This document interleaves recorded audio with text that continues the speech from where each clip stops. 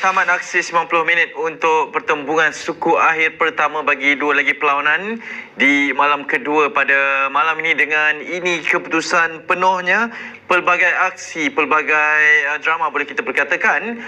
Satu layangan kad merah memberikan kelebihan kepada pasukan tuan rumah untuk menggandakan jaringan 2 gol di aksi separuh masa yang kedua setelah tadi untuk mempunyai kelebihan boleh dikatakan selesa berdepan dengan pasukan Negeri Sembilan 2-0 untuk mereka perolehi kemenangan pada malam ini. Tetapi jaringan daripada Kepah Sherman masih lagi kekal bertahan untuk pasukan Terengganu yang terpaksa beraksi dengan 10 pemain untuk game kedua berturut-turut yang gagal untuk dimanfaatkan oleh pasukan Kuala Lumpur City dengan keputusan 0-1 memihak kepada pasukan Terengganu untuk dibawa pulang nanti. Syarul Kalam masih bersama dengan saya.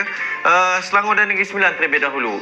Separuh masa kedua dominasi itu diteruskan, tapi hanya dengan berkelebihan satu pemain yang bolehkah pasukan Selangor untuk mendapatkan jaringan ini, Syarul? Bagi saya sebenarnya apa yang dilakukan untuk pasukan Selangor pada malam ini boleh dikatakan pasukan Selangor outplay pasukan Negeri Sembilan pada malam ini dengan penyusunan taktikal dan penerapan apa yang dilakukan atas padang lebih jelas, dan ini memang mereka memangnya layak mendapat kemenangan pada malam ini. Ya, dan ini insiden penalti yang menjadi perbezaan pada minit ke-56 terlebih dahulu. Mungkin dari sudutnya adakah ini kesilapan daripada Gulon?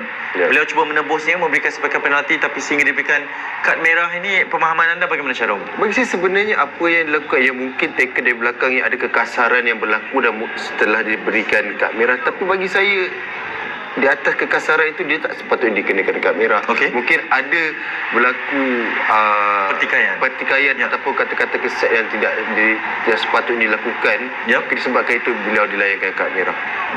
Dan itu yang diperjelaskan oleh pengarah perlawanan pada malam ini. Apapun beliau terus menerima kad merah dan Kayon membuka jaringan dengan sepakan penalti ini yang hampir diselamatkan. Ya, kalau kita lihat sepakan ini telah dibaca dengan baik oleh Shihan, tetapi mungkin disebabkan kelajuan bola itu beliau dapat menewaskan Shihan untuk jaringan pertama pasukan Selangor. Ya, dan seterusnya pasukan Negeri Sembilan terpaksa beraksi hampir 30 minit terakhir dengan 10 pemain memberikan kelebihan kepada pasukan Selangor untuk menggandakan jaringan, tapi jaringan gol kedua yang sangat penting ini terhasil pada minit ke-91. Kepentingan untuk ada dua kelebihan ini, Syarul, menuju ke second leg nanti. Ya, kalau bagi saya untuk kita hanya berbekalkan satu gol itu tidak memastikan sebuah pasukan, tapi apa yang dilakukan pasukan Selangor, mereka dapat menjadikan gol kedua ini adalah individual skill, individual goal daripada Alif Haikal Lau. Bagi saya menyukai cara permainan pemain ini kerana close control yang sangat baik. Beliau ada seorang, walaupun bertubuh kecil, tapi keberanian beliau buat gelecekan ke dalam kotak penalti dan juga membuat satu finishing menggunakan kaki kiri yang sangat baik. Bagi saya sudut yang dipilih itu tepat, bola rendah ke arah Fapus menewaskan Shihan untuk gol kedua pasukan Selangor. Ini kemenangan pertama pasukan Selangor ke atas pasukan Negeri Sembilan untuk musim ini. Mereka seri 1, tewas sekali. Mereka concede 4 gol sebelum ini terhadap pasukan Negeri Sembilan, ataupun 5 gol sebenarnya. Ini clean sheet, kemudian mereka mendapat kelebihan sebegini, mendominasi permainan secara sepenuhnya, Syarul. Satu progres yang baik. Ya, sangat progres yang sangat baik untuk pasukan Selangor apabila anda telah dapat menyelesaikan masalah di bahagian tengah dan menggunakan kelebihan yang ada, pemain-pemain yang ada, depth squad adalah kelebihan mereka adalah menyerang menggunakan di bahagian sayap. Mereka dapat menggunakan segala apa yang ada di atas padang. Itulah kita lihat mereka mendominasi, mereka lebih cepat selangkah dari pemain pasukan Negeri Sembilan. Delivery, distribution ke hadapan dan juga dalam kotak lebih jelas. Saya nampak pasukan Selangor pada malam ini sangat tersusun cara permainan mereka.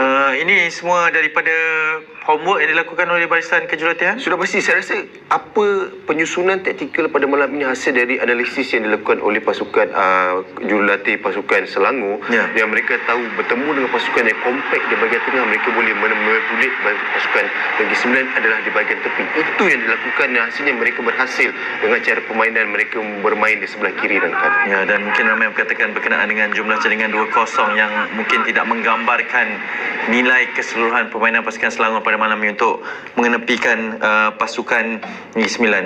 Separuh masa yang kedua juga mereka mendominasi. Pasukan Negeri Sembilan jelas nampak agak struggle untuk adapt terhadap corak permainan pasukan Selangor ni, Syarul. Bagi saya apabila mereka walaupun masih lagi dalam kosong, pasukan Negeri Sembilan agak sedikit terlalu ke belakang, memberi ruang adanya gap di bahagian midfield dan juga striker mereka meninggalkan pemain Matthew Alves di bahagian hadapan keseorangan, isolated, dan ruang itu diambil peluang dengan sangat baik oleh pemain tengah mereka dengan dapat menggerakkan bola distribute sebelah kiri, dan kan itu sebenarnya titik tolak kebangkitan pasukan Selangor di awal minit permainan.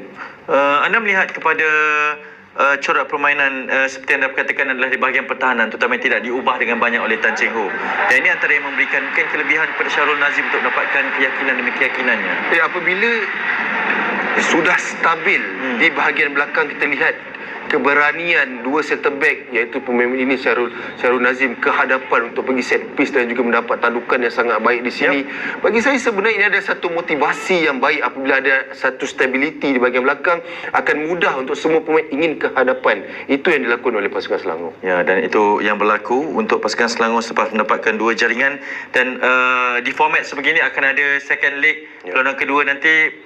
Cukup atau tidak 2-0 ni Syarul bagi pasukan Selangor? Bagi saya masih lagi terbuka. Kita tahu pasukan Negeri Sembilan mereka bermain baik di home mereka di Paroi. Mungkin pasukan Selangor perlu lagi memperkemaskan dari segi cara mereka untuk menyimpan bola, tidak sering kehilangan bola di bahagian tengah. Sekiranya mereka dapat memperkasakan di bahagian tengah, mungkin mereka boleh layak ke peringkat seterusnya. Kehilangan mungkin antaranya adalah pemain penyerang mereka juga tidak beraksi pada malam ini, dan kemudian akan mereka kehilangan Hairul Gulon untuk second leg nanti. Apa yang mungkin perlu diperkemaskan lagi oleh KDB menuju bagi saya sebenarnya nanti, untuk bertemu dengan, dan apabila kita ketinggalan defisit 2-0 walaupun pemain home mereka perlu menjaringkan gol, dan kita tahu satu kehilangan besar tanpa kehadiran Gulon di bahagian belakang, tapi 3 pemain mereka saya rasa itu tiada masalah kerana Anas, Nasrullah serta pemain lagi-lagi dan juga Kuzaimi ini adalah 3 kombinasi yang sering bermain sama. Saya rasa itu tak ada masalah, cuma mereka perlu memperkemaskan dari segi mereka menjaringkan gol. Tapi mereka mungkin perlu menghasilkan jaringan seawal minit yang pertama juga. Itu sebenarnya bagi saya untuk turning point untuk perlawanan seterusnya adalah mereka perlu menjaringkan gol dalam minit awal, dan selepas itu perlu dictate game sepanjang perlawanan untuk mendapatkan gol kedua dan terusnya gol ketiga. Ya, bukan itu analisis daripada anda untuk perlawanan pada malam ini. Kita perlawanan skor akhir menyaksikan keputusan positif pihak pasukan Terengganu, tapi cerita yang berbeza di separuh masa yang kedua. Mungkin ianya adalah satu perlawanan yang masih lagi terbuka dengan keputusan ini. Ya, kalau macam saya katakan tadi, apabila hanya 1 gol defisit, itu adalah perlawanan masih lagi terbuka. Saya rasa walaupun Terengganu akan bermain di home, masih lagi ada peluang untuk pasukan KL City untuk second leg nanti. Ya, betul, dan ini jaringan yang membezakan setakat ini pada minit ke-14 oleh Kepas Sherman. Bermula daripada set piece ini, mereka menghantar body yang ramai dalam padang ataupun kawasan kotak penalti terlebih dahulu. Itu yang positifnya. Ya, betul. Kalau kita lihat berapa ramainya pemain pasukan Terengganu berada di dalam kotak penalti dalam set piece corner kick ini, kalau kita lihat, dan jaringan ini bagi saya walaupun adanya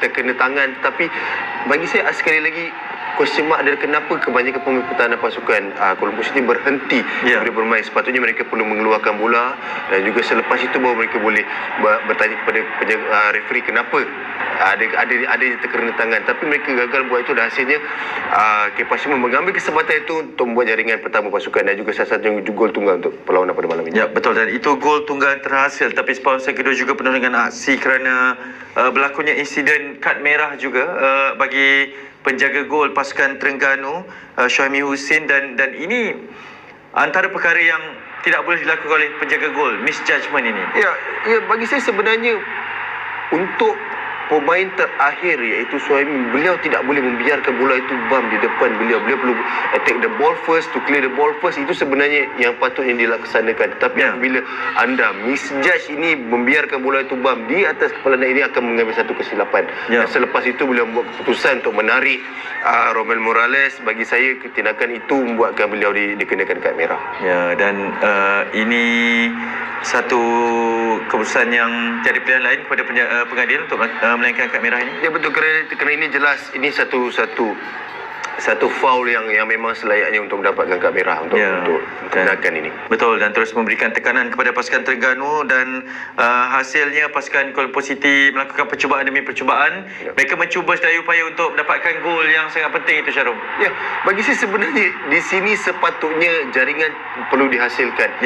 Tetapi tiadanya komunikasi di antara Gigi dan juga Romel Morales. Tapi sepatutnya dalam kedudukan ini yang lebih selesa untuk mendapat tendangan ini adalah Gigi. Bagi saya Giancarlo. Tapi mungkin tiadanya komunikasi di situ.